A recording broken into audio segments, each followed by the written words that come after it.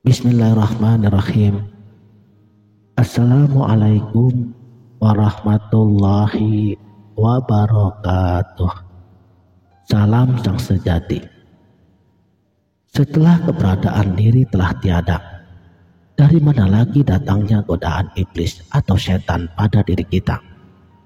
Sebab yang dikatakan iblis itu, apabila masih adanya sifat keakuan diri kita. Makanya, bagi mereka yang tiada lagi sifat keakuannya, mana ada iblis yang masih menggodanya? Inilah diri yang sudah hilang, sudah mati, dan diri yang sudah binasa, yaitu setelah semuanya telah dipulangkan kepada Allah. Maka tidak akan ada apa-apa lagi yang tinggal pada dirinya, apalagi yang hendak setan atau iblis goda. Apakah iblis sangat bodoh, mau menggoda orang yang sudah mati? Tidak, iblis tidak sebodoh itu. Jadi iblis atau setan akan terus menggoda manusia apabila pada diri kita ini itu masih ada sifat diri atau masih ada sifat keakuan diri.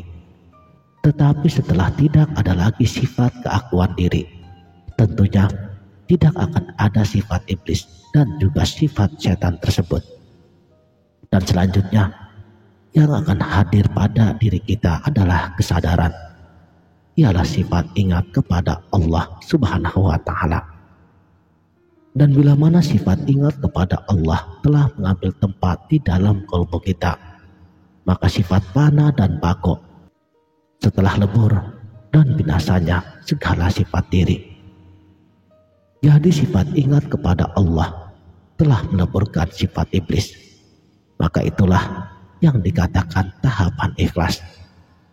Mana mungkin orang yang ikhlas dapat digoda oleh iblis? Orang ikhlas itu adalah orang yang dirinya sudah mati, binasa, dan hilang. Bila mana diri sudah mati, hilang gaib di dalam wajah Allah, apalagi yang dapat iblis goda. Apabila kita sudah berada di dalam wilayah keikhlasan diri, alam mengenal diri, tidak boleh lagi ada di dalam diri kita sifat sombong, takabur, angkuh, dan sifat-sifat tercela lainnya, kecuali segala-galanya hanya Allah semata.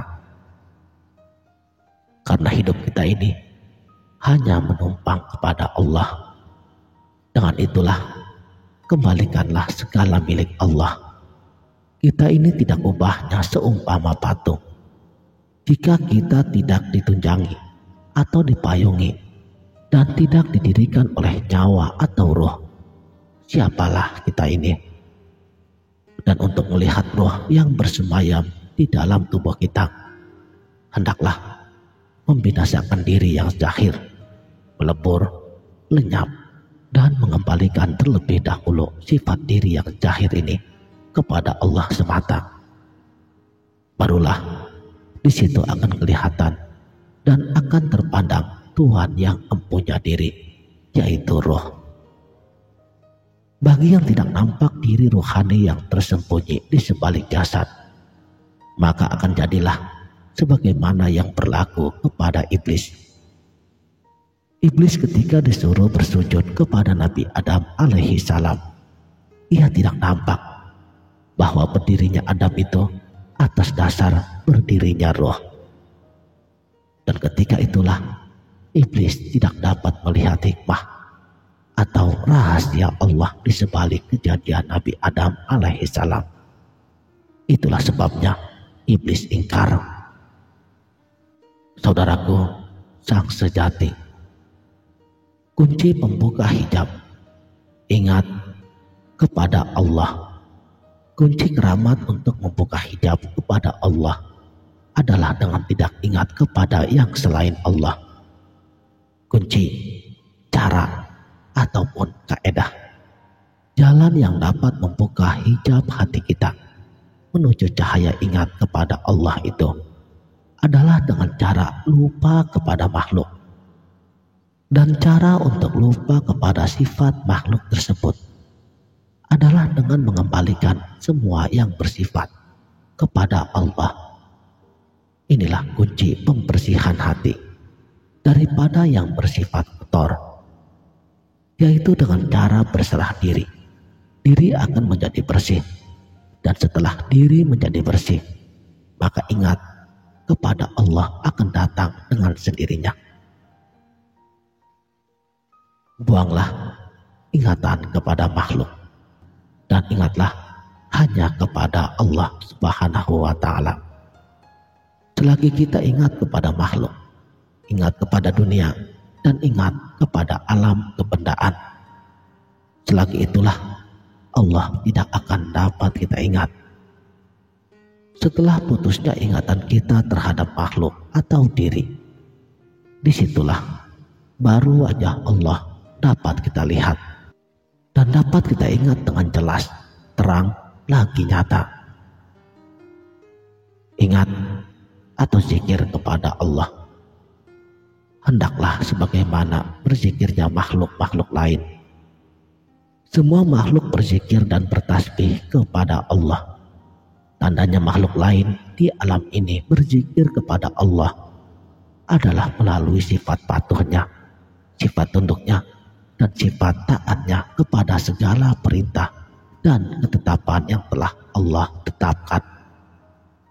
Tanda ingat dan tanda berzikirnya makhluk di alam ini adalah seumpama tidak ada hujan yang terbit dari dalam bumi ke langit.